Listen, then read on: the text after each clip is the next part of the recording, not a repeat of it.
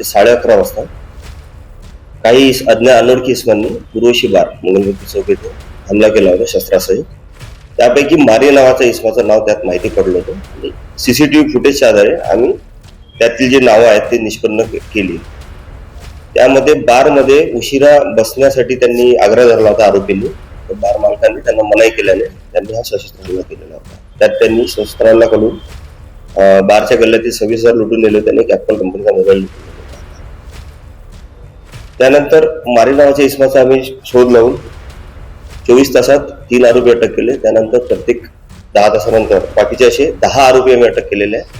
त्यात चोरीस गेलेला मुद्देमाल, मोबाईल आणि काही रक्कम जप्त करण्यात आलेली आहे. तसे त्यांच्याकडे त्यांनी वापरलेले वाहने तिथून आम्ही जप्त केलेले आहे.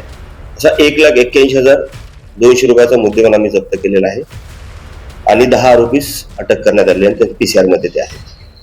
सदरची कामगिरी जी आहे ती मान्य पोलीस आयुक्त साहेब यांच्या सूचनेनुसार मान्य पोलीस उपायुक्त साहेब रेड्डी सर, तसेच सहाय्यक पोलीस आयुक्त साहेब MIDC विभाग गुरव सर यांनी व राणाप्रताप नगर पोलीस स्टेशनच्या DV पथकाने तसेच API तांबे पकडलेला जो आरोपी आहे त्यापैकी जो मुख्य आरोपी आहे त्याला मारी असे म्हणतात. त्याचं नाव आहे अनिकेत शेंद्रे.